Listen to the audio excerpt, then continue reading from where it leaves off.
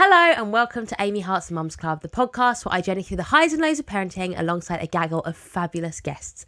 And that's not all. This podcast is for you. Along the way, me and my guests will be giving our own tips, tricks and advice to help you on your parenting journeys.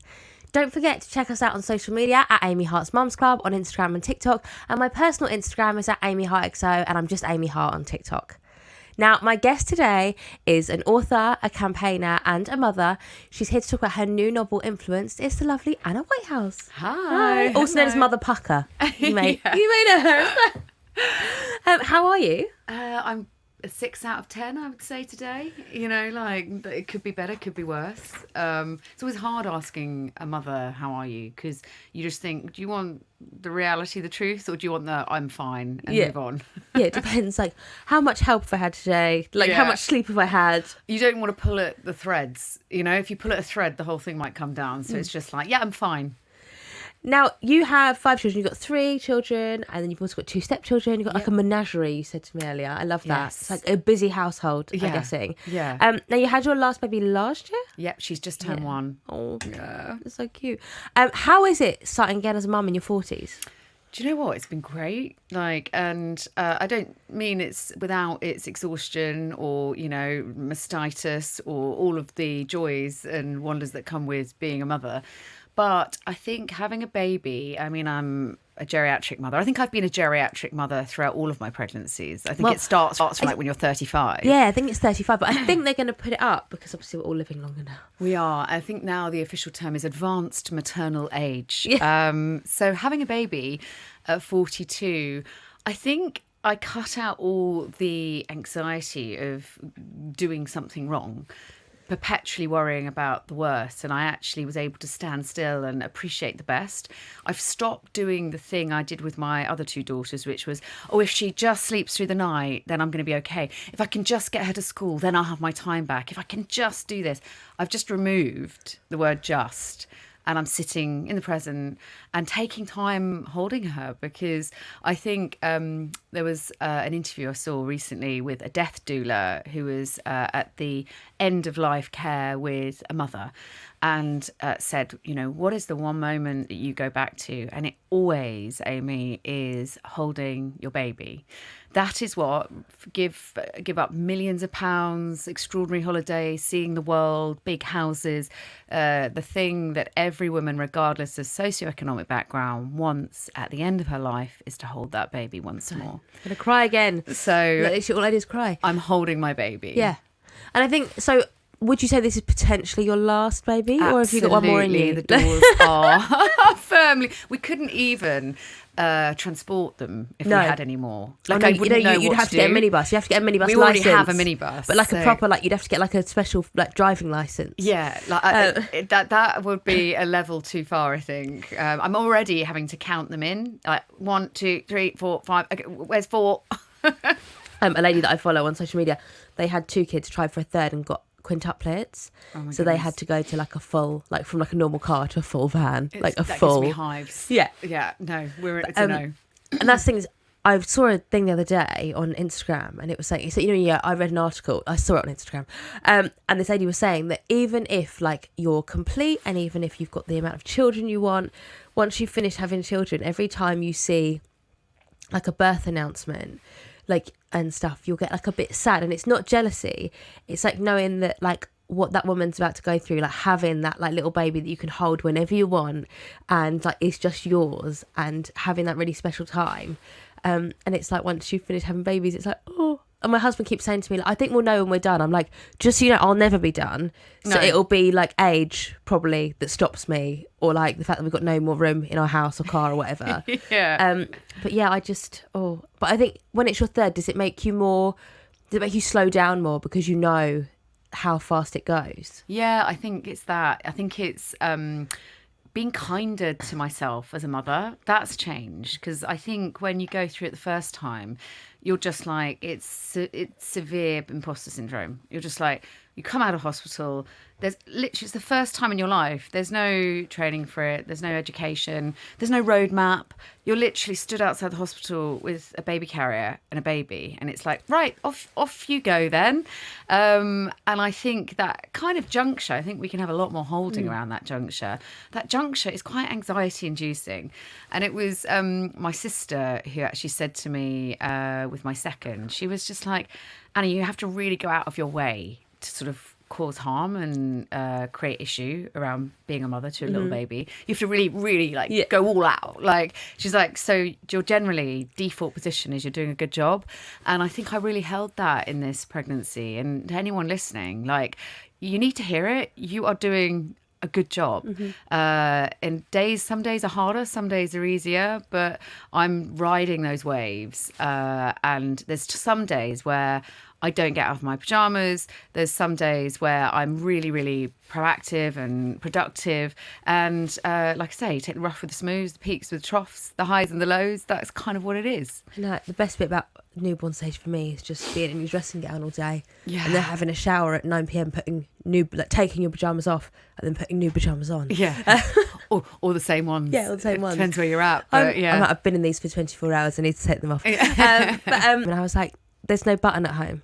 Like, what happens if something goes wrong? Because here there's a button that I can press and one of you will come. Like, what do I do at home? There's no button. It's, I'll never forget, one of my second was in hospital, and you've got the curtains either side of you between you and the next person who's having a baby. And this woman was in labour and she was making really like bovine, like loud kind of noises, as you would expect on a maternity ward. And she's about to have a baby. And all I could hear was a squeakiness of a chair and her husband like huffing and tutting, and I was getting increased rage around this. And eventually he just said to her, as she was literally in labour, he was like, well, you can see where the NHS is putting all their money, don't you? It's not on these chairs. And I could feel like 20 women on a maternity ward literally going, if you don't kill him, I will. Like, oh my God. When you're like, just read the flipping room, mate. Oh my God. Yeah, no, I would kill my husband if he said that. Now, in between having all your girls, you had 5 miscarriages. Yeah. How do you pick yourself up after that? I don't think I have, and I don't think you ever do. Like any grief, it just, it sits there, I think, forever. And I actually am really grateful for that, because you never forget. And I think it's important in a way not to. It's almost like cherishing and recognising those little lives. But I think the thing that helped me the most to process it is maybe the best way to describe it, was I remember when it happened the last time, and my mum was there, and it was like 4:30 p.m. on a Tuesday, and I was just numb. When you're numb with grief, you don't know what to say, you can't even cry, you're just blocked. And my mum said, what do you need? And all I could think about was I needed to retile the kitchen floor. And that's all I could think about. I was like, I need my hands to be moving so that I can start moving my body and processing what's going on. And it was 4:30 p.m. and my mum, without missing a beat, just went straight to B&Q, got all the stuff we needed. We retiled that kitchen from 4:30 p.m. until 4:30 a.m. Just talking, crying, looking forward almost. It helped not looking at her. Yeah. And I would say, to answer your question, I processed really well, because I had the love of not just my mother, it could be anyone, but somebody who it's a difference between empathy and sympathy. Sympathy says, oh, at least you can get pregnant, Amy. Empathy goes to B&Q, buys everything you need to retile a kitchen throughout the night until you can finally actually cry. Yeah. And that was really, I think, what helped me process the grief of those little... Talking of having kids and working and, like you say, got to pay the mortgage and stuff, your appeal, Flex Appeal, has been amazing. Everything you've done for mums. Where are you at with it at the moment? How much do you think has been done? How much more do you think needs to be done to help women? Oh my goodness. I feel like we've only just scratched the surface of it. Because I think you and I are probably the first generation of mothers who've gone, that wasn't right what happened before. You know, if you think about our friends and family and mothers and grandmothers before us, there was an acceptance that they were kind of written out of the workforce the minute you have a baby. Yeah. It was a quiet acceptance, but it was an acceptance. And I think we're the first generation that's going, no, do you know what? I'm going to continue working. Yeah. I'm going to come back from maternity leave. You're not going to push me out. So I think we're loudly staking our claim to, yes, caregiving, but at the same time, the same breath, like having our drive, our purpose, whatever that may be. And I'm really clear on this, that it's really important to say, I am not fighting for mothers to go to work. I'm fighting for women and mothers to have choice. So a lot of my friends are incredible stay-at-home mothers. I hate the word stay-at-home because no parent stays at home. You're at the park, you're literally out the whole time. There's no stay-at-home element to it. But a majority of my friends just like, this is my choice. I want to be at home with my children and can afford to do so. But a lot of my friends are like also wanting to work. They, you know, I remember when I set Flex Appeal up, I was looking at my daughters and just going, do you know what? I can't do this. I can't raise you to think that, do you know what? You can do anything and you can be anyone. You think of how you talk to your children. Your little boy, you're telling him, like, you can do anything. You can be anyone. And do you know what? The equivalent for that for girls is a complete lie. Yeah. Because you can't. And that was what I was set up for. I truly went into the world thinking I can achieve anything. And then I had a baby and it was like, oh, yeah, unless you have a baby, sorry, caveat, we didn't mention that. You're just going to be discriminated against then and it's accepted. So I think in my family, like sort of, as in my sort of, I never know what to call like your, I'm saying birth family because it sounds really like very serious, but like my sort of family that I came from, like not my little family now. Yeah. It was always the women who, so like my granddad had his job that he was very, very good at and still does now. He's 80 in November, 80 this month, still out driving the HGV lorry. And my dad, obviously, my dad's a funeral director and he's very good at that and he has his job. My mum and my nan, it was like, well, if we want one, well, I think for my nan and granddad, it was more like we need this money to live. And my mum and dad, it was more like if we want like nice Christmases and nice holidays and stuff. Mum also had to go out to work.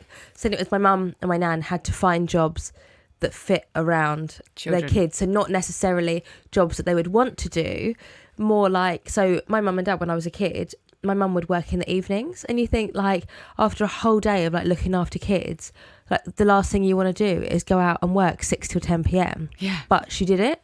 Yeah. And she used to work overtime every Saturday and Sunday, because my dad's job didn't really have overtime. My mum's job did. So it was like, okay, so after bringing up kids all week and then going out to work in the evenings, then Saturday and Sunday come and it's like, I'm going to work 9 till 1 because it's overtime. And that means that, you know, like we can get the kids Christmas presents and stuff.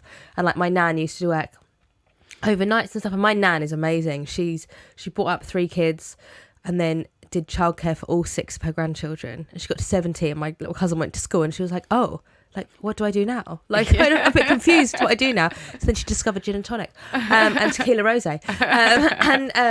But yeah, again, like she always picked jobs that sort of fitted around everyone else. Whereas now she, again, like randomly, my dad needed someone to run his chapel. So my nan does that and she's amazing at it. And it's like a real like vocation for her. She doesn't need to work, but she chooses to. Again, 79 years old. She chooses to because she loves it. Yeah. And I wonder if it's like, I probably should ask her this actually, if it's like the first time in her life that she's had a job that she's like chosen to do and like really loves, because it's not based around everyone else. Exactly. It's like we pivot and lean back and mold ourselves around our caregiving. We're giving kind of constantly. Funnily enough, on that point, my mum launched her Instagram page like 5 years ago and I'll never forget it. She's called Grandmother Pucker. Love that. And she came to me and she was like, same as your nan and your mum, exactly the same story. It was just, what can I cobble together around my children? My children are like my priority, but my job will like be molded like a really complex jigsaw puzzle around what they need. And she came to me one day, she goes, I've got my strap line and I know exactly what my strap line is going to be. So it's going to be Grandmother Pucker and my strap line is going to be not over the hill but on top of it. Love that. I was like, yes, Mum. Yeah. But yeah, it's interesting because I think I had from my grandfather, I don't know whether you've ever had this, like, when are you going to, stop working and look after the children. Like the expectation of that generation was still that I was the default parent. And I had to be really careful because it would give me such a rage, like a visceral, angry, maternal rage, that I was being asked to step back from the love of my family and the safety of my family, that the expectation was that I would step back from my career. And that is fine if it's your choice. And that's really important to have that in the centre of it. See, ours is sort of the opposite, because in our family, the grandparents help, like the grandparents do the childcare, and it's been like that for sort of generations. Like, it's very normal to my nan that my mum has Stanley and like looks after her. She only does one day a week now, but like my nan loves that day because she knows where Stanley is. So my granddad finishes work early. Yeah. My uncle always says, I know when your mum's got Stanley, because granddad's like literally like trying to pack up work like really early, which he never does, so that he can get home to see him and stuff. So, but also my nan, when I was in my 20s, obviously my nan got married at 20, had her kids by the time she was 25, same with my mum.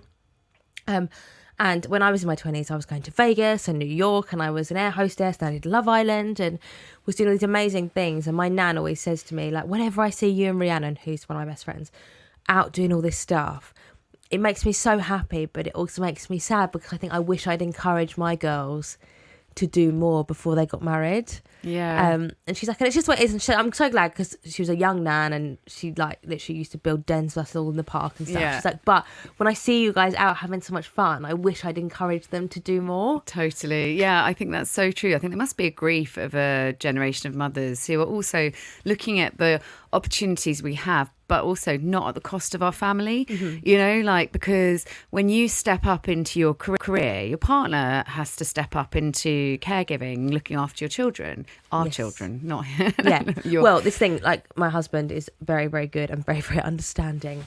But then I am like, he is your child too. Well, yeah, exactly. No, yeah. You're not doing me a favour. No. It's not like you're babysitting. It's not daddy daycare. No, you know. But he has the opposite of my mum in that when my mum was working when we were younger, my husband works all day, and then I go, I'm going to work now, bye, and then he has to put Stanley to bed and then get back on the laptop and work. But yeah, I think I love going to work. I'm really lucky that I have like the village there that I'm able to go. But I think what you're doing for mums that don't have that and sort of encouraging more flexibility is amazing. Thank you. So thank you for what you do. Now let's talk about your book. Amazing. Influenced. It's out now. Tell us about the book and why you wrote it. So, following on from what we said about my mum, the book was inspired by a moment I had when I was 9 years old. So I walked into the kitchen and my mum was sort of slumped in front of the dishwasher, ironically, just crying, like hyperventilating, crying. And we were of the generation where sort of tears were behind closed doors, arguments happened behind closed doors, emotion kind of happened behind closed doors. I saw my mum cry once, and I remember when it was, and I was only 5, and it was at Princess Diana's funeral. And I was like, why are you, solitary tear. I was like, why are you crying? And she was like, because these little boys haven't got a mum anymore. And I was like, okay. Yeah. It was such a generational thing, I think, of not emoting in front of your children. Like, they were trying to protect us in some way. And it was way harder. Yeah. So it was a real shock because I'd never seen my mum cry before. She was always this, like, you know, solid stolid of a person who just kind of held the whole family, when actually probably she needed to be held too. And that was the moment. And I said, Mummy, what's wrong? Why are you crying? And she said, well, I'm 49, and she was obviously going through the menopause, and I'm 49 and I realise that I can't do what I want to do. Exactly what your mum and your nan and mum went through. She's like, I realise it's too late. Like, I can't do what I want to do. And she'd raised me and my sister. And I remember just thinking, there's generations of women who have not had that choice, and it broke my heart. And the book sort of was dedicated to my mum, and it started really with a character who's 49 years old, Alexandra Day. She's made redundant at work. And she is feeling disenfranchised with her husband. It's that juncture where you become an empty nester, where you're, I think it's like looking at that moment of loss for women, where we are, by society standards, losing our beauty, our youth, our hair, like our fertility, like our job. Like there's a lot of like prescribed loss, I think, from society as women age. Meanwhile, you know, as men are described as silverhead foxes, women are like described as mutton dressed as lamb. Yeah. Oh my God, look at Amy thinking she's all that age, whatever, with a son. Look at Anna, oh my God, dressing with a short skirt on. What's she doing? Men, literally, like aged like a fine wine. Women are written off and written out of society for daring to age, for daring to go through the menopause, and for daring to evolve. And I think this book was really a cry and a shout for a generation of mothers who were silenced and left behind. And it was really putting them her front and centre in that she doesn't need to be defined by her marriage. Divorce is fine. It's not shameful. It's not a broken home. It's a reformed home if you move on. That she's not defined by her job. Like her purpose is who she is, how she makes people feel. And she's not defined by looking in the mirror. And so it was really about the next stage, I think, that we're kind of moving into, which was like how to feel when, fertility and age kind of hit. It was quite an emotional book to write because I wrote it through going through my own divorce as well. So that was quite meta. Yeah. It was quite cathartic. I think but also I was cathartic. Yeah. But at least it's true lived experience. So, you know, we love that. Yeah. And I think there's a moment in the book that we've all had where, you know, when you just think sexiness is, let's say, lingerie. When you're at your lowest point, you're like, right, okay, let's go into shop. Let's just revamp things a bit. I've had these like granny knickers on for like years. This breastfeeding bra, I don't even breastfeed anymore. It's still there. Like, you know, like let's revamp things. And there was a moment where she goes into the equivalent of Anne Summers and is stood there. And you know those like lingerie sets where they have strings around them and there's like 5,000 strings, and she's just stood there looking in the mirror, and it's a really pertinent moment, and I've had this moment going, okay, I look like a strung up ham here, you know, like this is not good. And what you can do is you can look in that mirror and go, this is a me thing. This is internalized. Like, I don't feel sexy. I don't feel loved. I don't feel good. I feel old. I feel like written off and written out. Or you look in that mirror and you go, this has not been made by a woman, and this is not made for a woman. This is made for a man. So can we park that and think about how I feel, what I feel sexy in, how I feel good?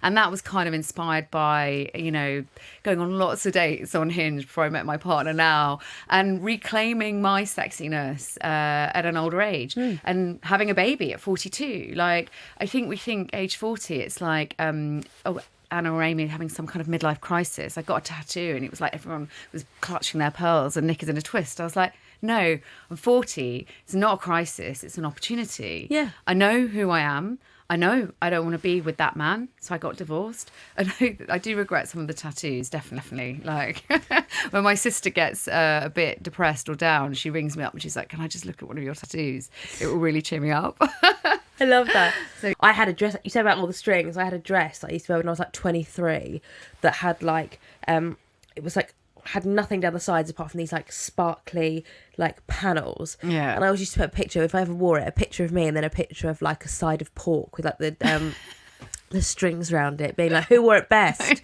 Yeah. And now I'm like, I was 23 and like a size 8. Yeah. I'd really love to wear that now. I'd really, really love to wear that now. Yeah, some of the outfits. I remember some of the dresses from Topshop, like these just halter neck dresses, barely skimming your kind of arse. It was when Barbie Girl, the original song, came out, and everyone wanted to be a Barbie Girl, but not ironically.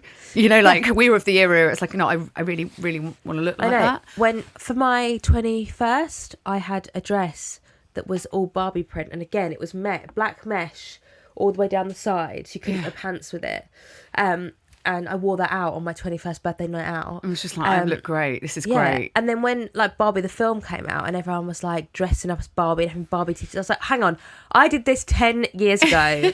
Like, shut up, all of you. Like, this was my thing 10 years ago. It's so true. So Influence is out now. Get it at all good bookshops, and also some of the rubbish ones too. Before I let you go, what would you say is your number one parenting tip? I would say that wealth is time. So I've redefined like what feels like wealth to me, and I've punctuated my girls' days with little moments that give me that time, even when I'm in a bit of a frenzy. So at night, I've obviously gone through divorce, remarrying, I've had a baby. There's a hell of a lot going on for me, but good God, is there a hell of a lot going on for my children. So I do this thing every night when I'm brushing their hair, and I'm just literally, they're facing away from me, brushing their hair, and I just say to them, are there any other knots to untangle in your day? And the first time my daughter was like, no, nothing. Second time, no, nothing. And the third time she said, well, there is one thing. Where do my toys live if you and Daddy are living in separate houses? And that's where, it's going to make me emotional, that's where our conversations began. And I would say it's not a hack, it's not a tip, it's more just a moment. Yeah. And thinking, how do I build in those moments? Because, it goes so quickly. And I think it's not about like amusement parks. It's not about going to the cinema. It's not about grandiose gestures and toys under Christmas trees. It's about time spent. And I think we feel frenzied. I think we're always like attached to our phones, and I'm guilty of it as the next person, but I have built those moments in a regimented way, and it's been utterly life-changing for me and my girls. Way bigger than going to Disneyland with the kids. Way bigger than throwing a massive party with a balloon arch. That stuff means nothing compared to the present time you can give your children, and that's free. Amazing. Well, thank you so much for joining us today. Thank you so much for listening. I'll be back again next week with another fabulous guest. And don't forget to check us out on social media at Amy Hart's Mums Club on Instagram and TikTok. And I will see you next time. Mwah!